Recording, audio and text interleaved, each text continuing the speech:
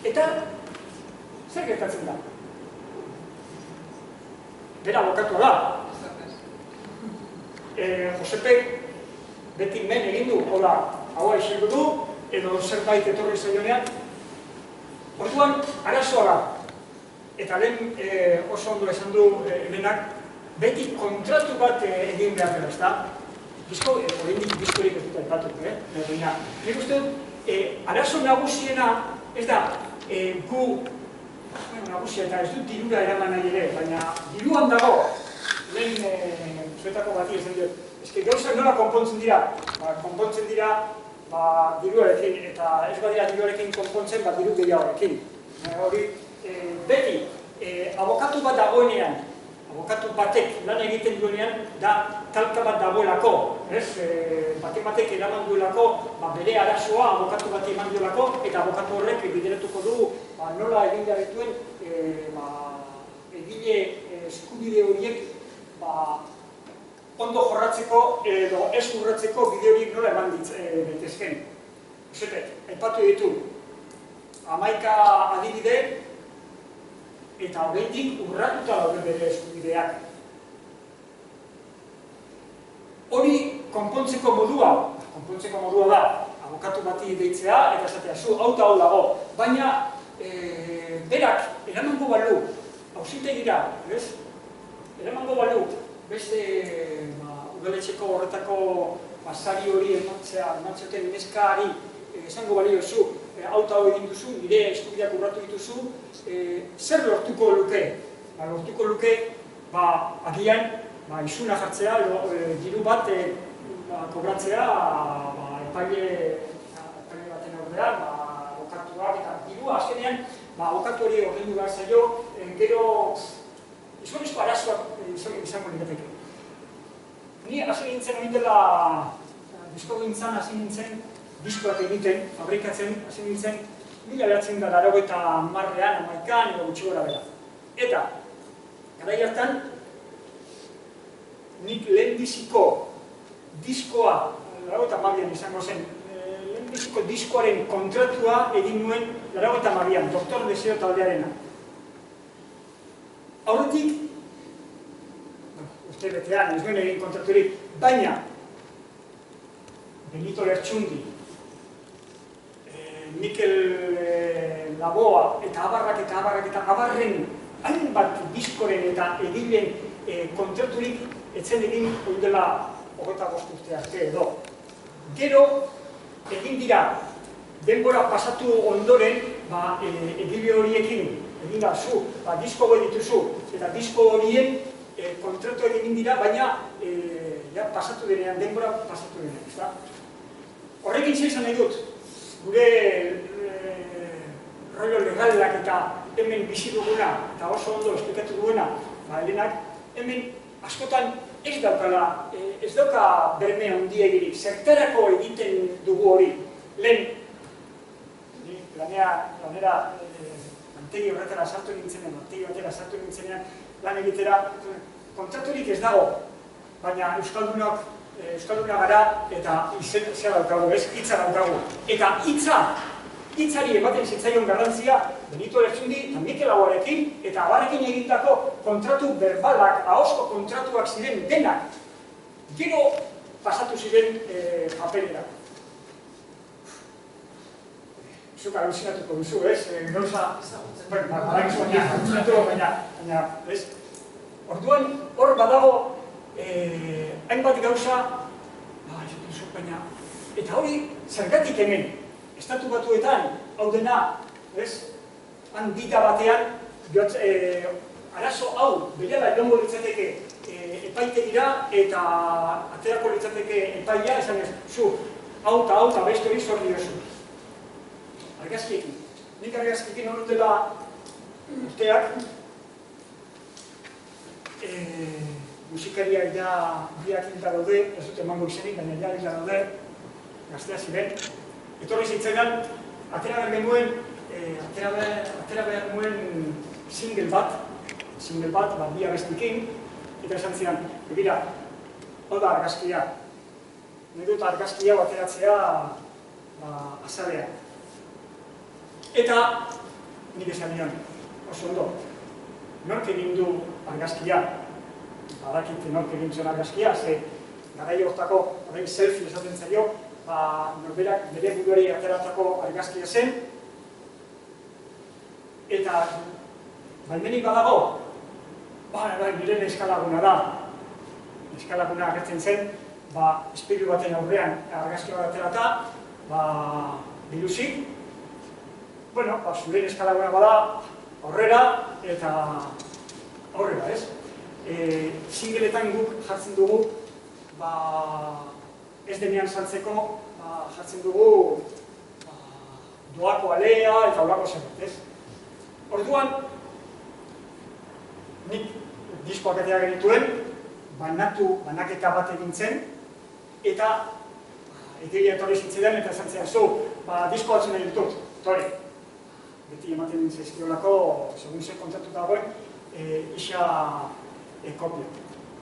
Eta, zitzaizkion 50, eta handik hilabetera etorri zitzaidan, kos, abokatu bat, eta batea egiten nion, honen izenean nator, argazki hau argitaratu duzu, non daukazu baimena, disko hau salmentan ikusi dugu dendetan, eta saldutan ingoen, nik ezin dute zer egin. Emakume neska horren gurasoak zehar ziren, posiziokoak, eta kalean ikusi zuten diskoa salgai, diskoa ezin zen azaldu. Disko gita batean ezin zen saldu antzegoen, nik urratu nituen hor, nik, zer gertatzen da, nik ezin diote zan, abokatu hori zeizan berri hor. Arrapatutan haukazu, hau nola konponduko dugu. Konponketa, ailegatu ginen konponketa horretara, nik bideari izan nion zu, hau gertatzen da, zer dago hemen, hemen zuk niri ekarri dazu argazki bat, zure eskalaguna zena, ez? Etxagoela arazorik, gurasoak erabat asaldatuta daude, eta honi konponbidea eman bertzaio. Gainera, hau salmentan dago, eta ezin da saldu. Arau guztiak, ari nahiz hemen erabat ikutara botatzen.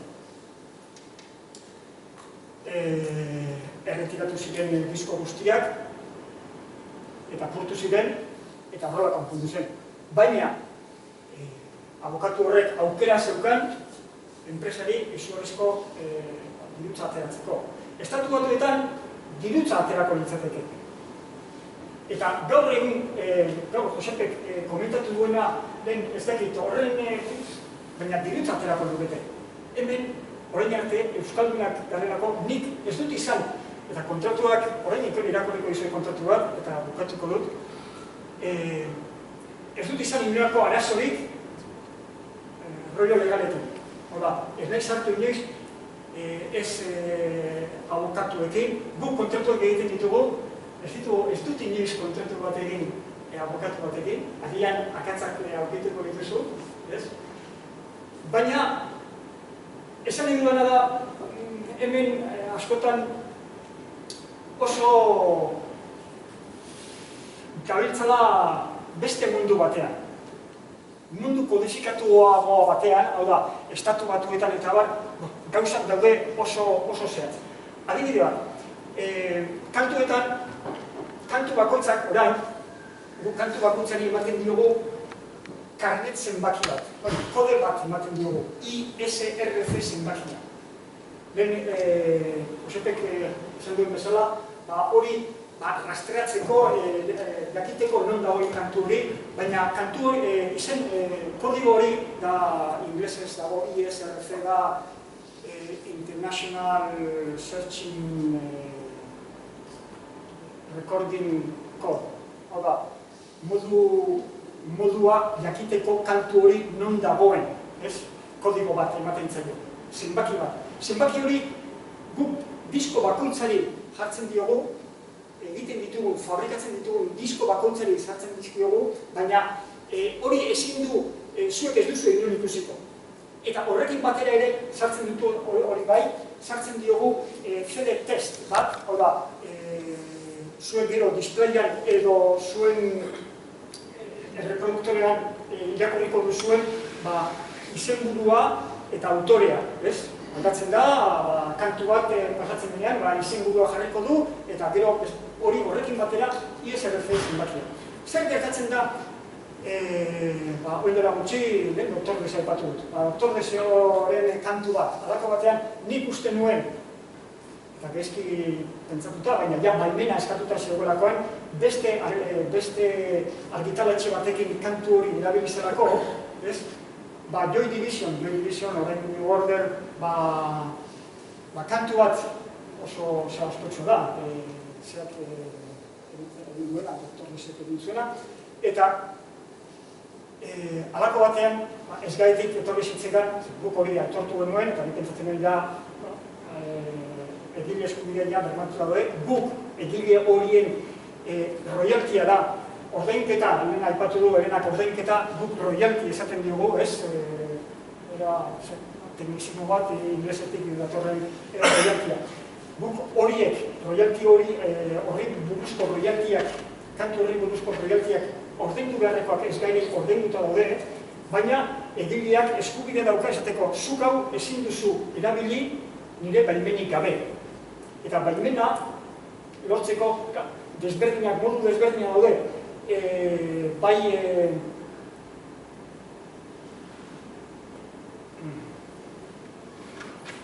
reproduzitzeko, erabiltzeko, eta du naiz zer esan behar nuen. Bueno, kantu horrekin arazo bat etorri zitzaigun.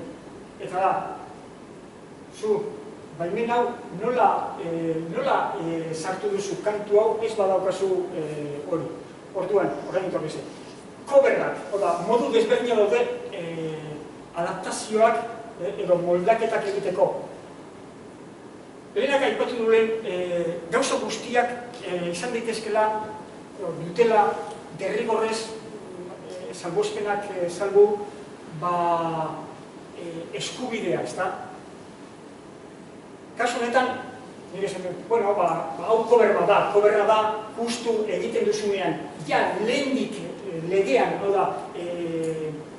ez garen barruan edo sartzen, edo beste bide eskubideak kudeatzen duen enpresa baten barruan dagoenean, zuk aukera daukazu, hori erabiltzeko, baldin eta kopiaketa baldin bada.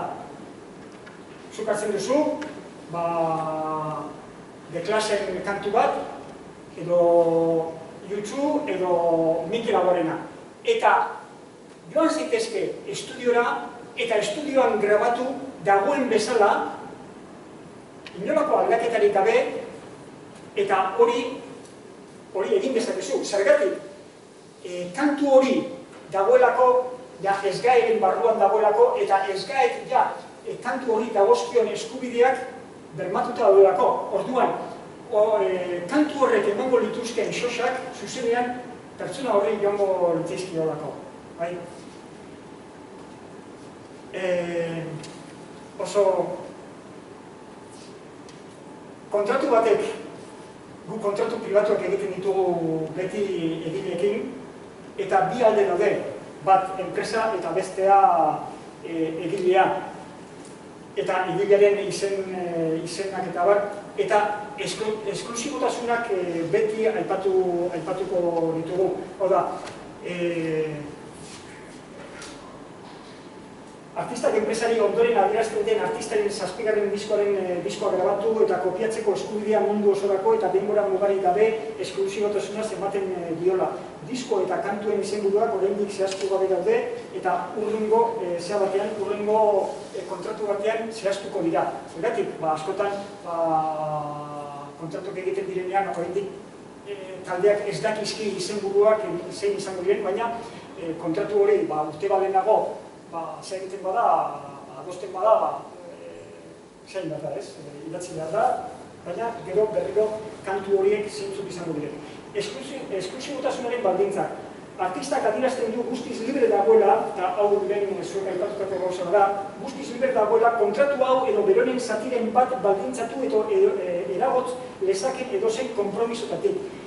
Artista bat etorri altzaigu guri disko batekin, Beatlesen disko batekin eta esan berea dela. Oso ondo, nik sinestuko diot, eta badago gainera Beatlesi gertatu zitzaion, ez da, Beatlesen sartu zuen kantu bat egin zuen horako gauza bat esan ez gu ez gara Beatles, baina Beatlesak ziren eta irabazi zuten eta esan gabe Beatles zirela, ez da, eta irabazi zuten.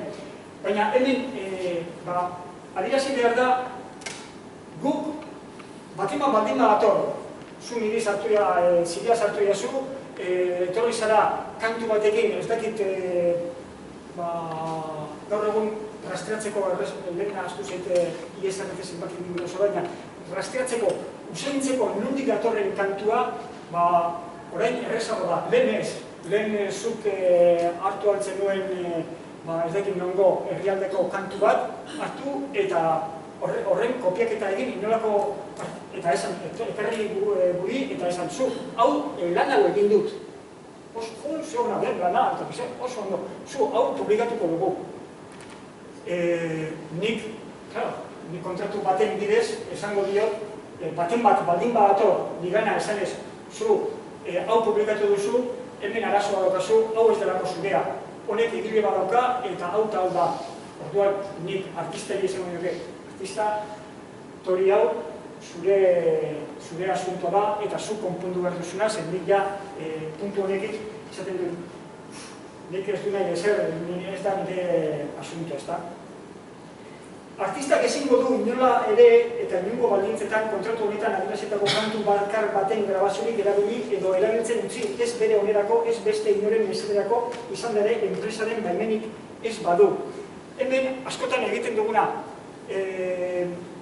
batzutan artistek esango dute, zu nik emango izute baimen hori, baina zuk ere eman niri. Orduan, bi parteen sinadura behar da zerbait aldatzeko.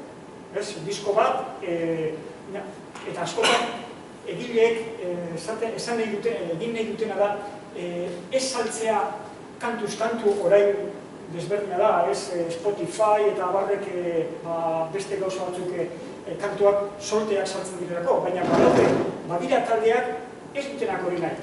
Eta disko nahi baduzu, edo kantu nahi baduzu, 10 kantu erosi behar dituzu. Hau da, ezin da zatitu obra bat. Baina hori beti egileak berak esan behar duen gauza bada. Kontratu baten bidez, kontratu lehen esaten zenutena, kontratu batek liburu bat, liburu horretan, liburu batean favorrek erositako liburuak, baina erosi ditu bakarrik publikazioak erosi ditu, liburu aleak erosi ditu, euskarriak erosi ditu, bakarrik euskarriak, baina eros dezake ere nahi badu, eta dirua jarrita beste guztia, eskubideak ere eros ditzake. Guk argazkiak ateratzen ditugunean, zena, taldeen argazkiak eta ateratzen ditugunean, arazo berbera daukagu egileekin. Guk artxibo bakoitzean, artxibo bakoitzari jartzen diogu bere sinadura, baina gero bai berria da, bai gara edo diario edo ez dakin edo zein publikazioa bidalitakoan guk ezin dugu bermatu egilearen izena agertuko denik, baina guk beti argazki bat erosi egiten diogu eta erosketa eta ez dago kontraturik, baina erosi egiten dugu eta gero kontratua, talderekin egindako kontratuan hor jartzen dugu oso garbi taldeak ekarreko dizkigula argazki horiek edo erosita daudela. Arazoren bat baletor, egilea esan ez zu, baina hau ez dira super batu. Joan zaitez artistaren gana. Guk kendu nahi ditugu gure enpresa izatean problemak izan ditzakegu. Bi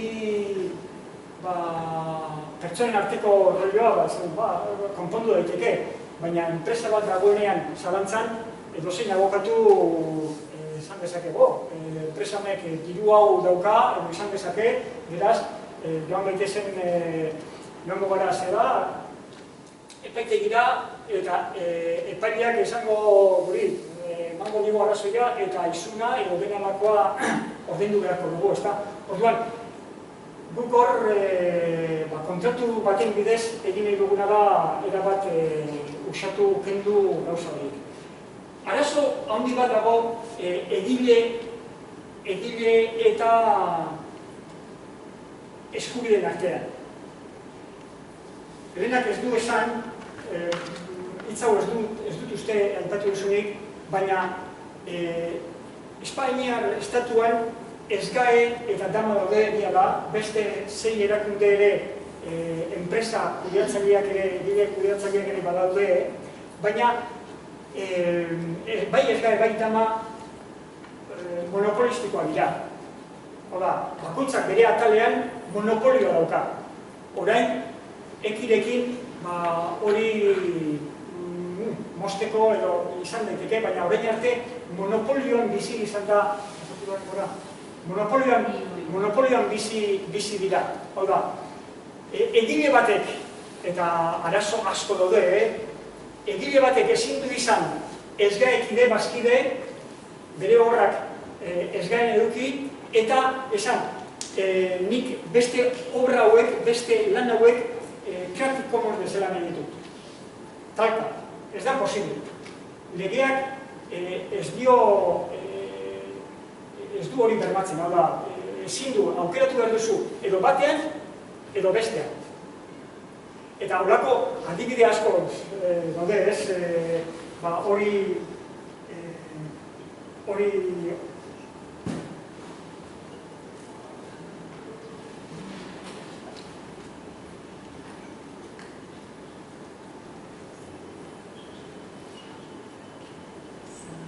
beste bi adibide eta bukatuko dut. Urraketa horiek ematen direnean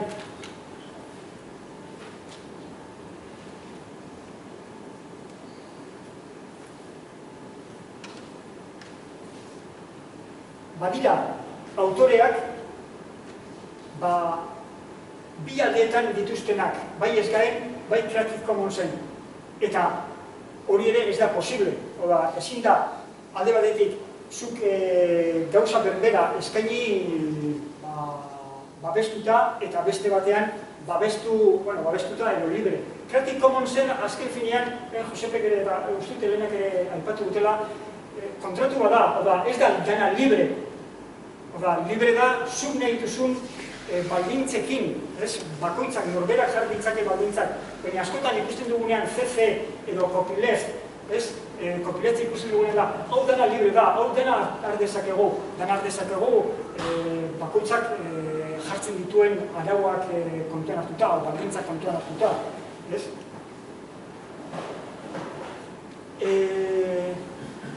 Beti guk derrigortuta daude, atzo argitaratu genuen disko bat, eta guk disko bakoitzeko ordainketa bat egin behar dugu. Fabrikazio da reprodukzio mekanika, reprodukzio mekanikoa, edo gero zabalkundea, hori hor diru bat ordaindu behar da. Ez dugunean nahi hori ez izatea horrela, espresuki esan behar dugu, kontratu bat egin behar dugu, esan ez zu, SGAE, talde honek ez du nahi zurekin inolako harremanik. Eta hori SGAE-ri eman behar diogu. Zergatik esan behar dugunik SGAE-ri ez doa kontratu bai nahi berarekin monopolio bat dagoelako. Eta derrigorrez legeak horrela aipatzen du, ezta? Eta azkenean royalty bat, diru bat dagoenean hor banatzeko geure zen artean, kudeatzailea daude. Kudeatzaile horiek beti daukate aukera, zateko, zu diru bat lortuko bazenu zerbait, nik ere, zer batek egiten duen bezala, ez da, agentzia batek egiten duen agentzia, edo nola da, bulego batek egin dezaken dana, ez da, zure lana ordaindu pekoa izango da, baldin eta hauek lortuko bazen ditu. eta hor askotan bai egileek ez daukate inolako, ez dakite nora jo behar duten euren eskubideak lortzeko. Badago, eta bukatzeko, badago adibidez zer gertatzen da garai batean, eta guko egin altzaio, garai batean ezin zaio guko egin baldin eta ez gain baldin badago. Adibidez, Último de la Filaren kantu bat eman zuten, nola da, La Voz, nola zen La Voz baino aurretik zegoen Telecinco, Operación Triunfo. Operación Triunfo eskubide guztiak zituen hango kantariek kantatzeko kanturi. Naiz eta El Último de la Filak esan, ez dut nahi zuk kantatzea hau. Zergatik, El Último de la Filaren kanturi ez gaintzaigolako, ja bermatuta zintuelako eskubide batzuk, eta derrigorrez ez zeukan taldeak ezin zion uko egin lehendik zituen, kontratatuta zituen eskubideak, ezta?